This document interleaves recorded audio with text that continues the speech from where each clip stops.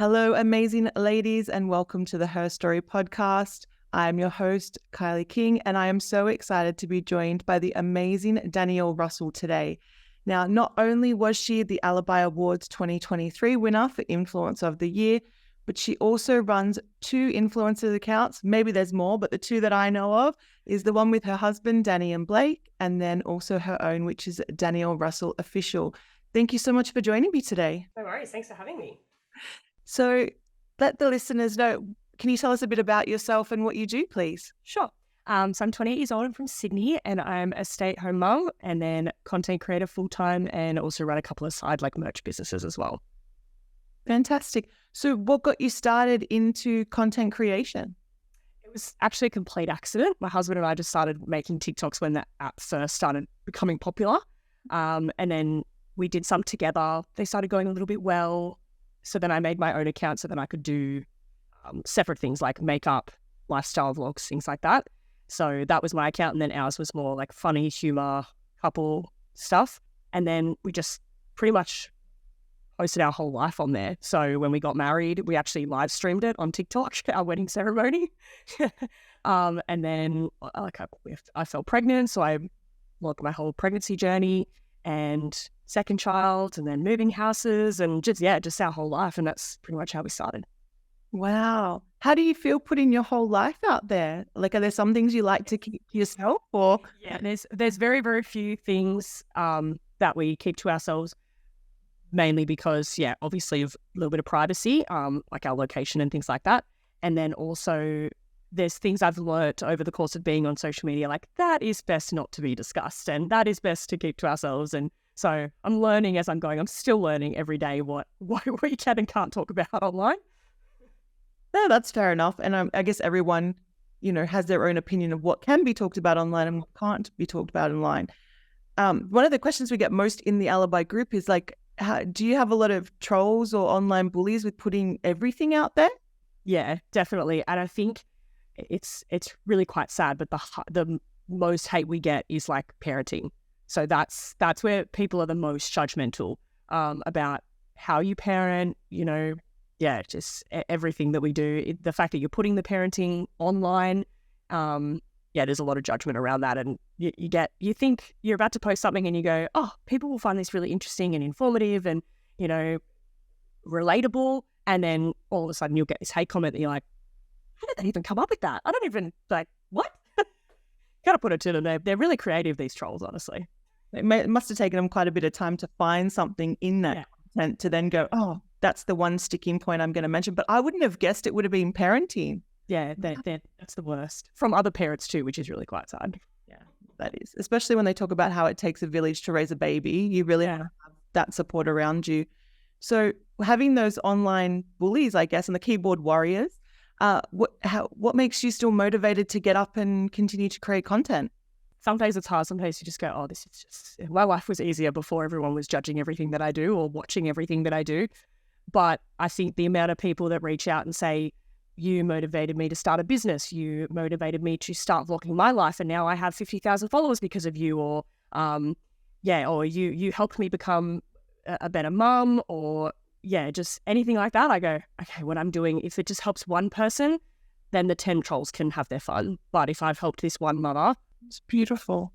So how does, if you can share, how does being an influencer work? So you mentioned like that lady started vlogging and she's got 50,000 followers, but how do you make a business from that? Because so it's, the main way you would make an income from that is sponsorships. So companies would approach you and say, we'd love for you to do an ad for our product or our business, whatever it may be.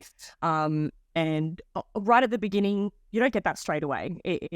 You really have to build your audience up, and you have to have not only a large audience, but a good audience. So you could have 50,000 followers and have an amazing engagement with that audience, and a company will want to work with you. You could have 1 million followers and have barely any engagement on your content, in which case they don't want to work with you. So at the beginning, it was more gifted things. You get people sending you stuff, you start making content from that. Other companies see that, see how well it does, and go, oh, and then you start slowly making money. I think that was the hardest part, is starting to know when to charge and what to charge, and am I charging too much? Am I not charging enough?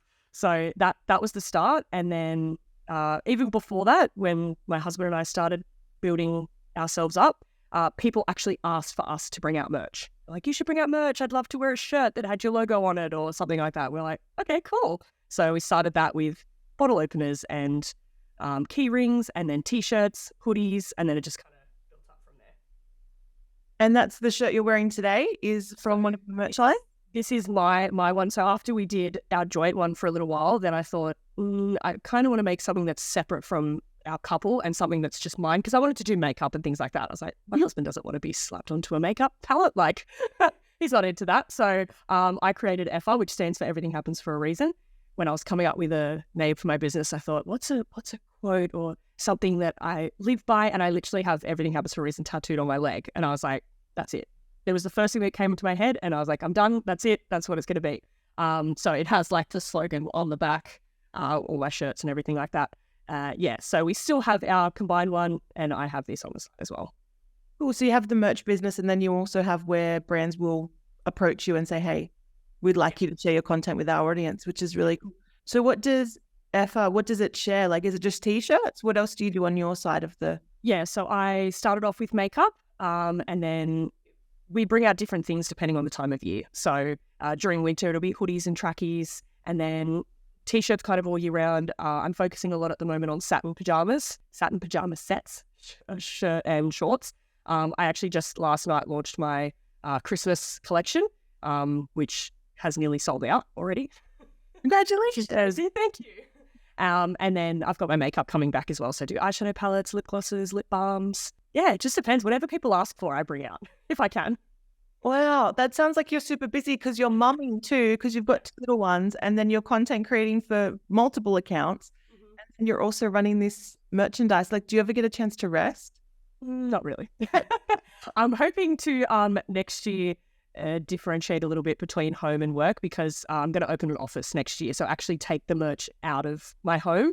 So, I can't be packing orders at 11 o'clock at night just because it's sitting there, or, so yeah, it's one of those jobs that the flexibility is the best part, but also the worst part, because in the middle of the night when you're not doing anything, like, I should be working, and you just get your computer out and start working. It just doesn't stop.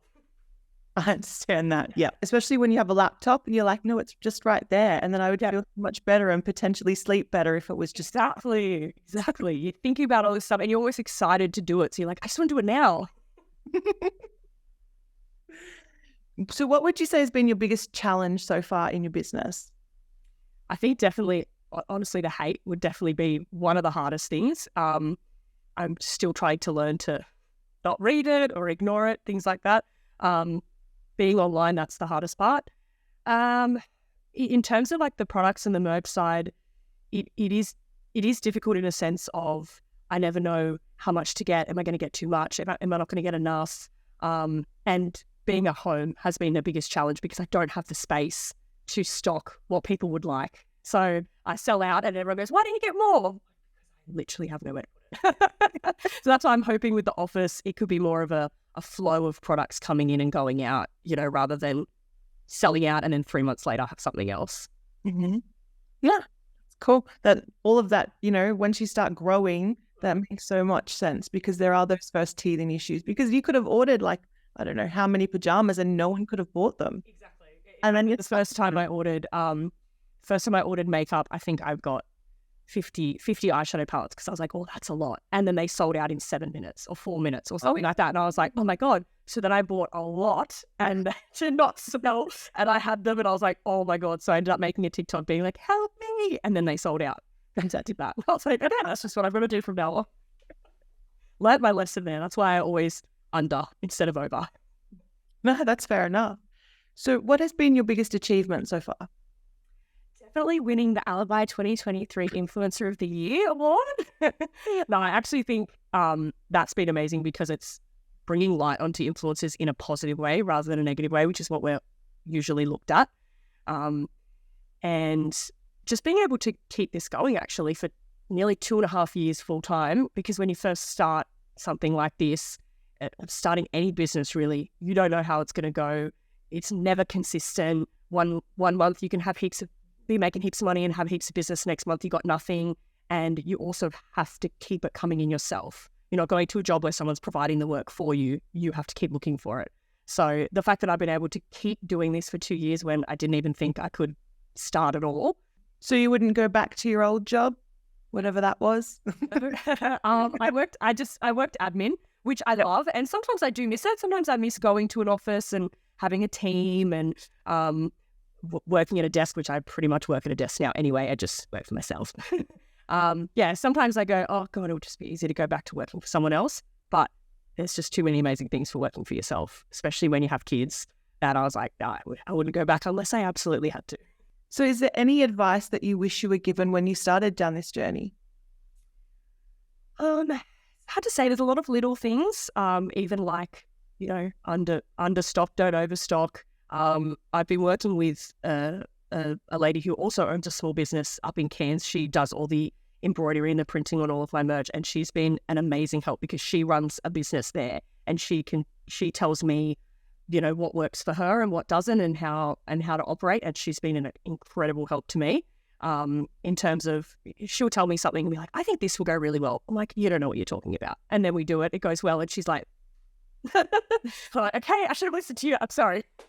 So shout out to Tasmodal Designs because she's amazing. She does all printing and embroidery and personalized products and things like that. Just in Cairns, but I'm making her worldwide. No, that's amazing. And that's good to have that support there and someone who's in the industry who can tell you, because there are these bits, these times where we need support, or we've got even just like a silly question or just want to run something advice, and maybe our partners don't understand, or they look at us with glass eyes and just go, do we love? But to have people to go, and to have her go, this will go well and this is how we do it, is amazing. Yeah, we just bounce ideas off each other. And the weirdest thing is that we're so weirdly in sync. We actually have the same birthday, and she'll message me and go, hey, I was thinking we should do this pattern. And I'm like, get out. I was looking at that the other day. How are you reading my mind?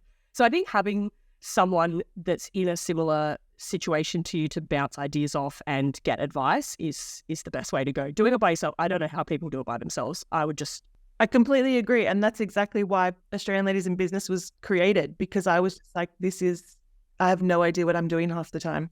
Yeah. And now we've got this community where people can tell you, and they can tell you if it's a good idea or a shit idea, which is always good too, because they just keep it real.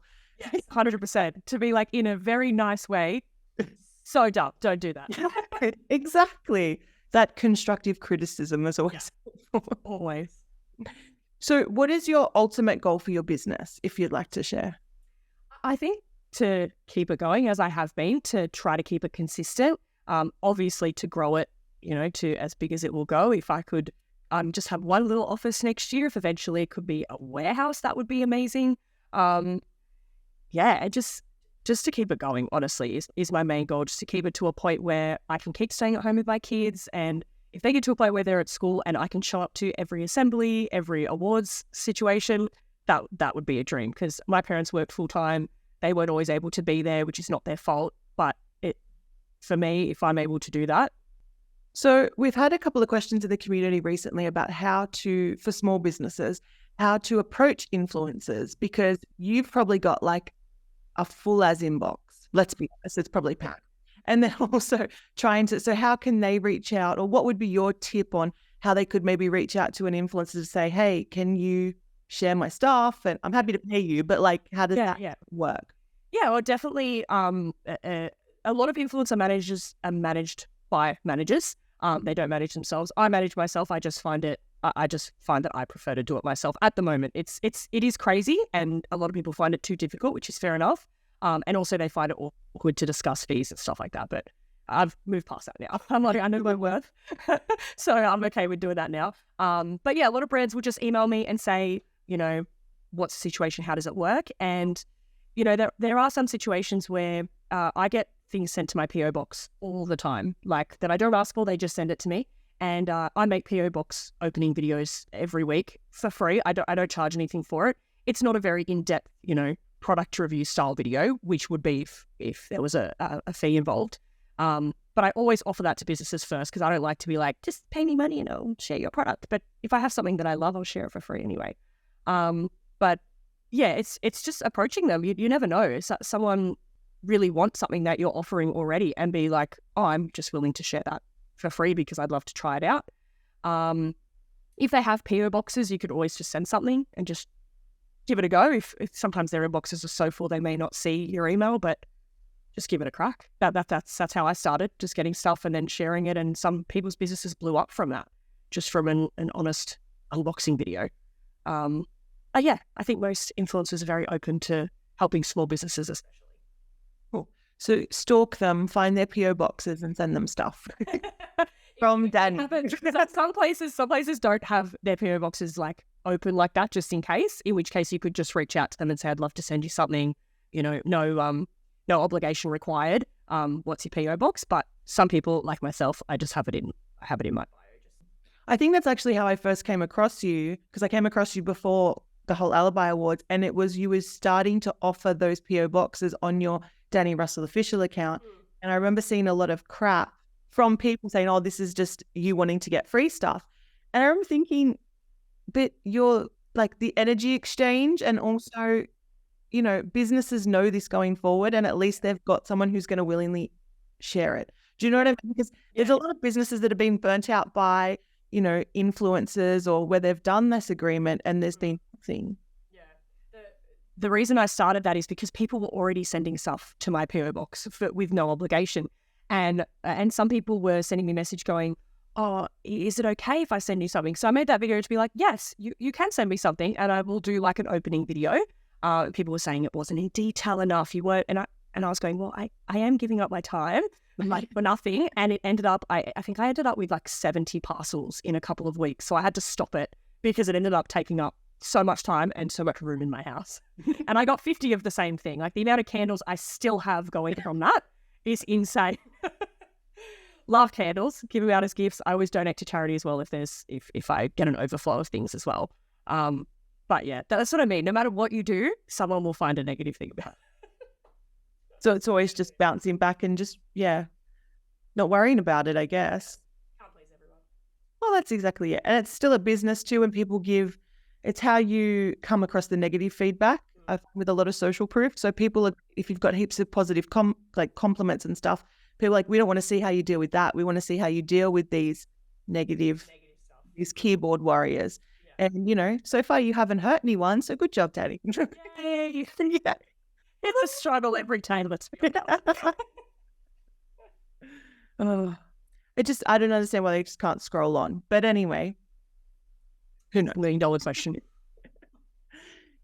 So if you had a tip for anyone that maybe wants to become an influencer or wants to start sharing their story out in the world, what would it be?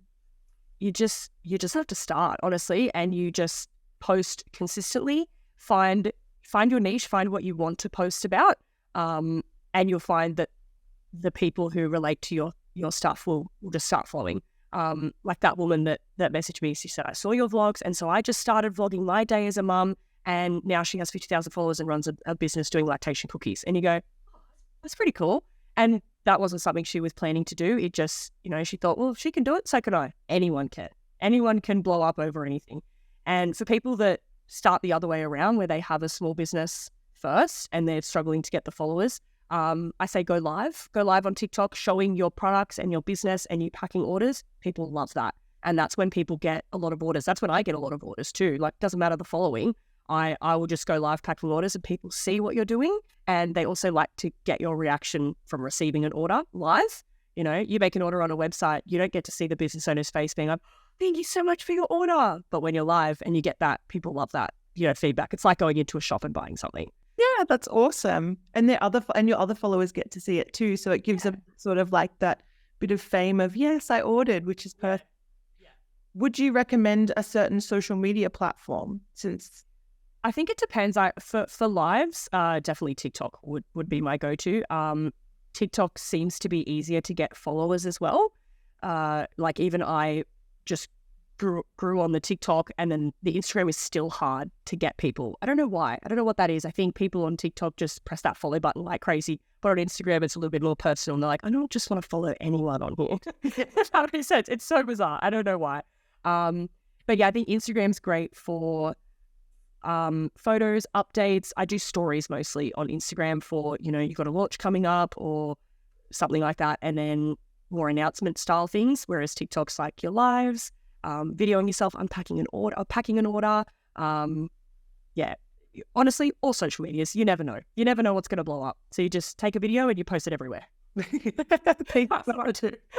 Expert tips from an influencer. Take a video and put it everywhere. Yeah. And Facebook has Reels now too. So if you're on Facebook, yes, exactly. Get on Reels. Facebook. We're starting to try to get on that as well because we've never been, YouTube and Facebook, we've never been that big. So we're just starting to share our stuff on those platforms too. It's just there's so many platforms now. There's so much to keep up. And it can be quite draining posting on social media all the time too.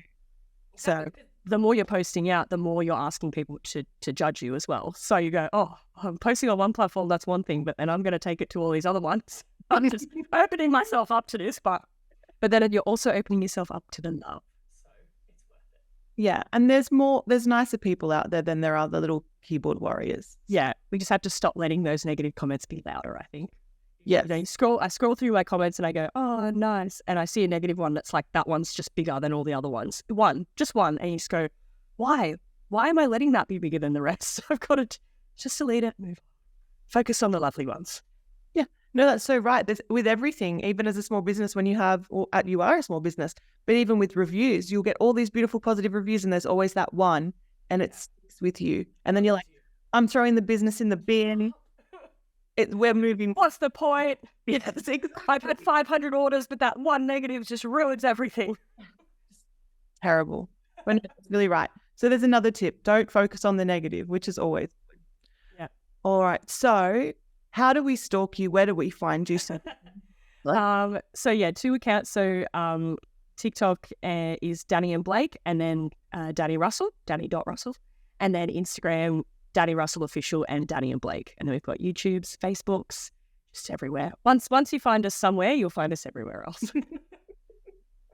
Fantastic. Well, thank you so much for joining me today and sharing all your bits and stuff. I really appreciate having you on. Thank you. Thank you for having me. And thank you for sharing a positive light on what I do as well. I really appreciate it. Do you know what? I think influencers are a business that's coming up, and I can also see how they help small businesses. And I think it is time to shine a light on them. And that's why I brought that category into it. And I actually remember putting that category forward and everyone was like, you're not going to have anyone sign up. No one's going to join. No one's going to be interested because, as you mentioned before, with influencers, there's quite a bit of a bad stick sometimes to them with the negative experiences we're holding instead of the positive experiences. Yeah. But it brought people forward. And you know what? I got to meet you. I got to hear and learn more about influencers so then I could share that with the community so then they can go out. And now we're all just going to send shit to your PO box. Yay. My husband's going to kill me. So many candles. Okay, so no candles, guys. Some other stuff. I'll pass them on. It's okay. My mum's got all these candles of like the women, like the naked women. Yeah. And the naked men. She's got them in her bathroom. My brother goes over, he's like, what is that, Mum? What is that? No, but I agree with the influencers. I think it's the new form of marketing. It is the new, no one's really doing ads anymore. This is their form of advertising. And I think that's, some people understand that and some people don't. So hopefully, even at the awards night, I had some of the amazing businesswomen coming up to me going, so what do you influence? I said, people to buy your stuff. Oh, cool.